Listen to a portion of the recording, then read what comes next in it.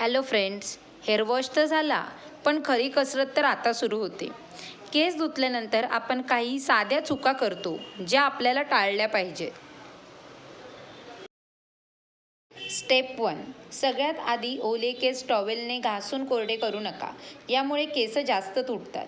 फक्त हलक्या हाताने जास्तीचं पाणी आहे ते टिपून घ्या. स्टेप 3. आता वेळ आहे हेअर सिरमची.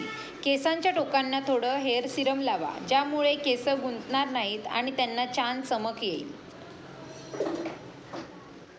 इथे मी केस सुकवण्यासाठी ब्लो ड्रायचा यूज करत आहे, पण त्यामध्ये थंड हवेचा यूज करत आहे, ज्याला आपण ब्लास्ट ड्राय असं म्हणतो. त्याच्याने मी फक्त 70 to 80% केस ड्राय करून घेते.